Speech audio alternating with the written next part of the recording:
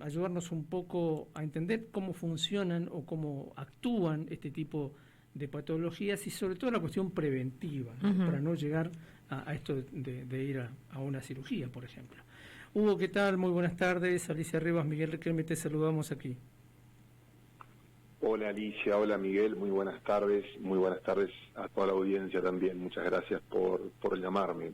Bueno, se la conoce con estas iniciales, ¿no? TBC, ¿puede ser? Trombosis venosa cerebral. Y exactamente, la conocemos así en la jerga médica, trombosis venosa cerebral o TBC, y hace referencia a una condición en la cual una condición neurológica en la cual se forma un trombo o un coágulo en las venas cerebrales o en los senos cerebrales y impide el drenaje venoso.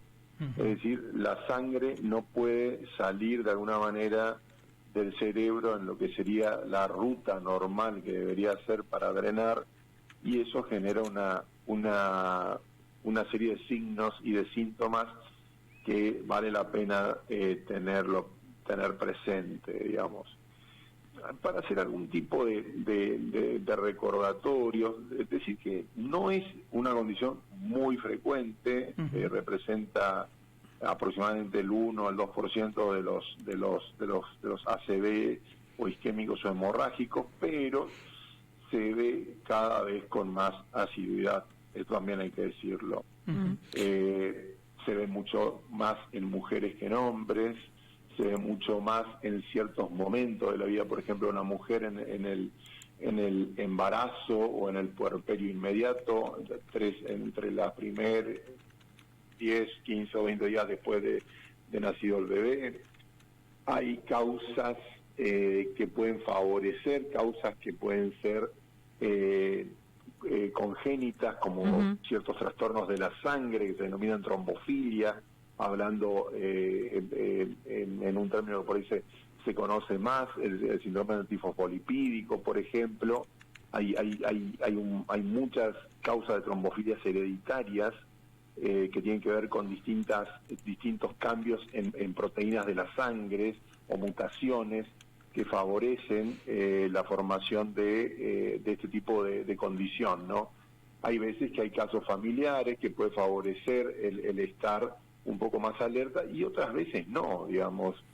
Y también hay factores adquiridos donde no hay un antecedente de trombofilia, pero por ahí la paciente es una paciente mujer que toma anticonceptivos orales con alto porcentaje con alto tenor de estrógenos, o está haciendo una terapia hormonal, o está cursando un cuadro infeccioso, una otitis o una sinusitis, una mastoiditis, o hay un caso, o lo vemos también a veces en traumatismos cráneoencefálicos o neurocirugías de importancia, o cuadros también de deshidratación severa, cuadros autoinmunes. Es decir, es sumamente importante recabar datos en la historia clínica. Hubieron casos también relacionados con la vacunación y el COVID. En definitiva, la historia clínica siempre tiene una importancia sustancial. Está de más decir de que una vez que se confirma el diagnóstico, hay que hacer estudios minuciosos de trombofilia, de enfermedades autoinmunes, en fin, Hugo, no hay que quedarse corto ahí.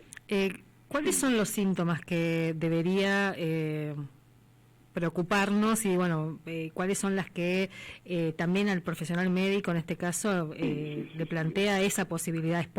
¿Podría llegar a ser una trombosis venosa cerebral? Muy buena pregunta y muy interesante también, porque si me preguntás, a mí el que más me preocupa, el que más pondría acento en los colegas, me lo quiero recordar siempre a mí mismo también, es en el dolor de cabeza, en la cefalea. Porque una cosa es que ojo, puede ser un paciente varón también, estamos hablando más, por ahí generalizo más en la población femenina, pues donde más vi a lo largo de mi carrera y donde más se ve publicado en literatura, pero también puede ser un paciente varón. Pero una cosa es encontrarte en la guardia cuando ves a una paciente que tuvo una convulsión y pedís la tomografía y te encontrás con un microinfarto venoso, un sangrado cerebral o mismo con la trombosis venosa. Pero el paciente tuvo la convulsión, se lo está estudiando.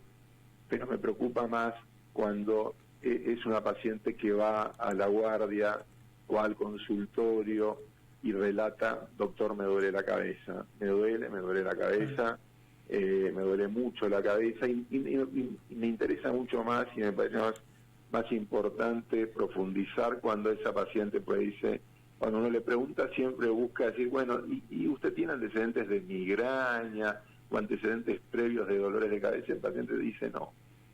En lo personal me parece sumamente importante profundizar.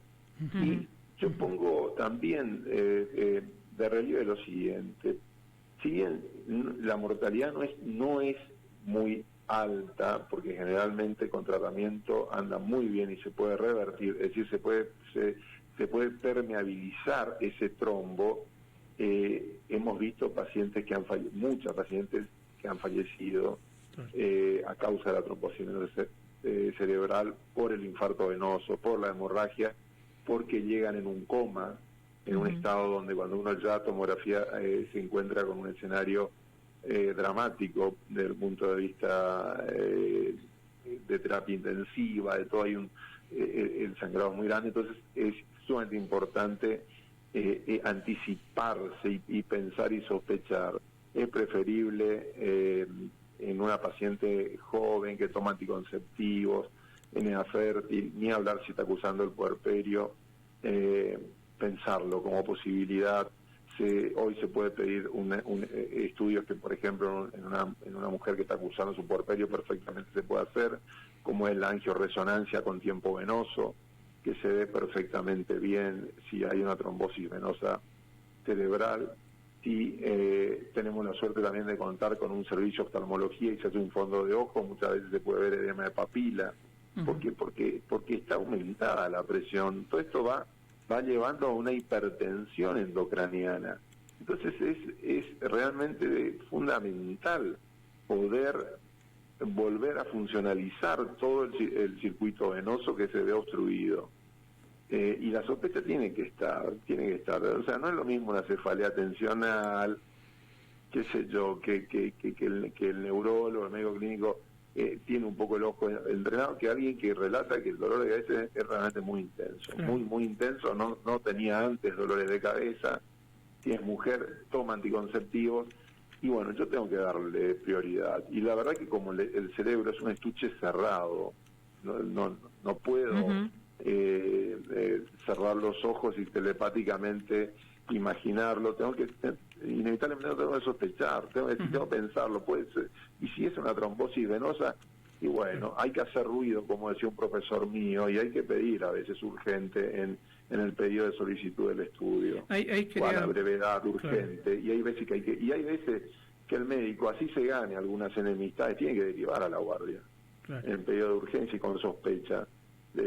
Solicito descartar trombosis venosa cerebral urgente. A veces lamentablemente tenemos que hacer ruido, porque es preferible hacer ruido, quizás perder algún que otro amigo en la guardia, para que no, pero que esa paciente se le diagnostique en tiempo y en forma, porque una cosa es diagnosticar a esa paciente ahí en el momento, se la anticoagula, se habla con hematología, se la interna, se hace todo el circuito, y tenemos una paciente. Discutiremos después cuánto tiempo, se estudiará si tiene o no tiene un síndrome antifosfolipídico, serán cuestiones ya de profundizar después. Pero otra cosa es muy distinta, que esa paciente vuelva a su casa, no vaya a la guardia, no vaya o como por ahí al médico no fue quizás lo suficientemente insistente o categórico, por decirlo de alguna manera, pues pensemos que en un consultorio el médico no puede, pues no tiene las herramientas en un consultorio privado por ahí para hacer un angioreso. Entonces depende de lo que va a escribir a mano, ¿no? Lo que va a mandar. Y ahí es muy importante la contundencia y la sospecha, ¿no? Porque indudablemente los sistemas están bastante cargados, tanto privado como público, y significa que de golpe se encuentran con que un neurólogo manda a un paciente y con una alta sospecha de trombosis venosa y pide urgente un estudio y genera un ruido, ¿no? Genera todo un movimiento en el sistema, pero hay que hacerlo. Doctor, A veces hay que hacerlo. ¿Se puede prevenir? Bueno, es buenísima la pregunta. A veces hay pacientes que se saben que tienen trombofilia y están anticoagulados y bueno, esa paciente hay veces que hay pacientes que pueden estar anticoagulados de por vida. Y bueno, esa paciente nos deja un poco más tranquilos saber que está anticoagulada. En todo caso, si estamos hablando de heparina, o estaríamos atentos a si están dentro del rango de RIN o no. Haremos, por supuesto, las pautas de alarma serán intensas igual, pero no es lo mismo ver si está en rango o no. Ahora se están empezando a hablar también de los nuevos anticoagulantes orales que se toman vía oral. En algunos casos se usan, otros no, en otros no se indica. Eso se comparte muchas veces esa indicación con el hematólogo. Y sobre todo si hay un antecedente de trombofilia o una enfermedad de la sangre que genera trombos, o que ya ha tenido otros antecedentes de trombosis, y bueno, tenemos que estar muy atentos a esa posibilidad, ¿no? Y otras veces no, otras veces realmente hay que estar preparado para ese paciente que no está en los planes, o que bueno, y esto no me gusta. Es como cuando uno está escuchando una música clásica o algo y de golpe algo acá no sonó bien. Bueno, ahí está, y ese es el momento para tratar de que uno pueda cambiar un destino que a veces puede ser muy muy fulero si no se hace a tiempo el diagnóstico. Hugo, no te quitamos más tiempo. Muchísimas gracias por atendernos. Ha sido un placer muy grande. Un saludo grande a toda la audiencia y por supuesto a Alicia, Miguel, un abrazo grande para todos. Muchas gracias. Charlábamos con el doctor Hugo Solís González, neurólogo, hasta no hace mucho tiempo el jefe del área de neurología del Hospital Escuela. Y bueno, el tema concreto era de hacer un recorte de este Día Mundial de lucha contra la trombosis, hacer este recorte específico que tiene que ver con la trombosis cerebral